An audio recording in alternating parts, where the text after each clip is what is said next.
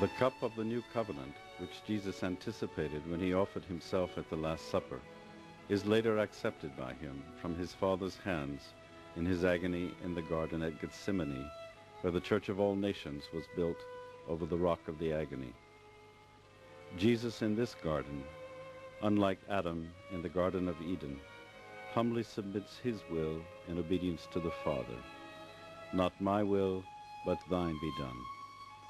By this, Jesus, seeing all his friends asleep and all his enemies watchful, commends himself utterly to his Father. He brought about the salvation of his disciples while they slept, undeterred by consideration either for him or for themselves, and is kind enough not to wake them up, but lets them take their rest. Jesus is alone on earth, not merely with no one to feel and share his agony, but with no one even to know of it. Heaven and he are the only ones to know. As Pascal remarks, Jesus will be in agony until the end of the world. There must be no sleeping during that time. It was in this garden, planted with olive trees, that the kiss of Judas, identifying Jesus to those seeking him, was to mark the true beginning of his way of the cross, the Via Dolorosa. Jesus disregards the enmity of Judas and sees only in him God's will, which he loves so much that he calls him friend.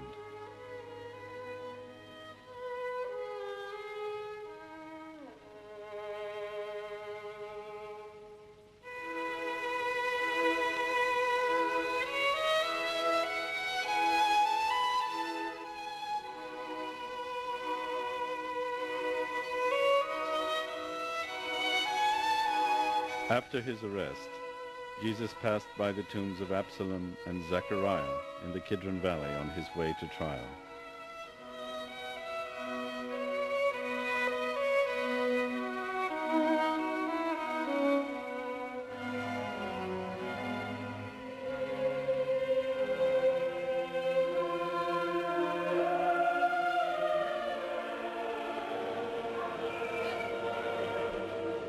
In memory of Jesus' way of the cross, Christians from around the world walked the Via Dolorosa in the Old City. From the Antonia, the Praetorium some believe to have been Pontius Pilate's seat of government, to the Basilica of the Holy Sepulchre.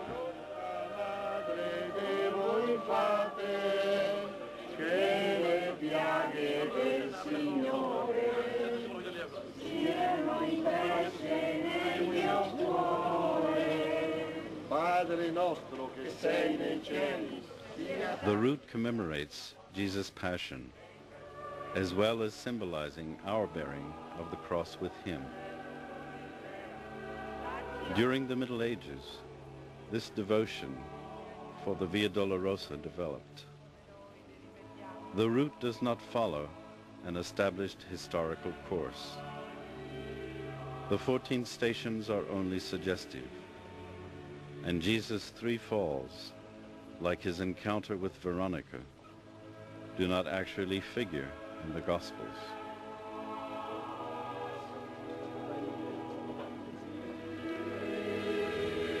For our sake, he was crucified under Pontius Pilate. He suffered, died, and was buried. On the 3rd day, he rose again in fulfillment of the Scriptures. In the northwest part of the Old City, the Christian quarter developed around sites linked to the death of Jesus, the Via Dolorosa, and the Holy Sepulchre.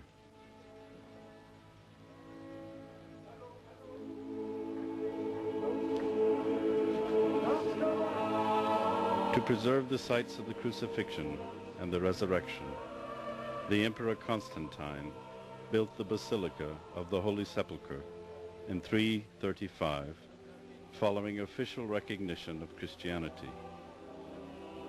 In 135, the Emperor Hadrian had built a pagan temple to Venus on the site as an act against Christianity. But by doing so, actually guaranteed its authenticity and preservation. The Byzantine architects uncovered Calvary, or Golgotha, the place of the skull, to make a foundation for the sanctuary, while isolating the tomb of Jesus and the top of Golgotha. The Byzantine layout exalted the resurrection of Jesus, the east entrance to the church, and its main axis were designed to lead one's gaze to the Anastasis, the original Greek name for the church, meaning resurrection and indicating the tomb. Here it was that the empty tomb and the shroud lying there first witnessed, and witness still, that by God's power, Jesus' body escaped the bonds of death and corruption. The shroud the disciples found there may well have been the Shroud of Turin, the newest scientific discovery of images and pollen on the cloth from 20 species of flowers found only in Jerusalem, has significantly strengthened the case for its authenticity. He is not here, for he has risen, as he said he would. Come and see the place where he lay. Matthew 28:6. In Persian times, the building lost its eastern entrance and gained 2 side doors to the south, emphasizing the place of the crucifixion, where the natural rock below reveals an earthquake fissure, which could have been the one which occurred at the crucifixion. This layout was preserved by the Crusaders and remains what we see today.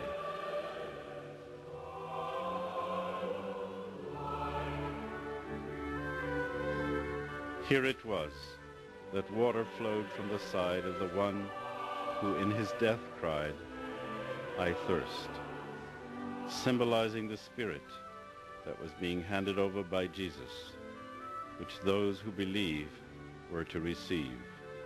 John 7:39. The evidence for the authenticity of the site is greatly strengthened by the discovery of 2 complete first-century Jewish tombs inside the church and within a few feet of the resurrection tomb. This proves the area was outside the walls in Jesus' time, because burials never took place within the city confines, as such ground was considered ritually unclean.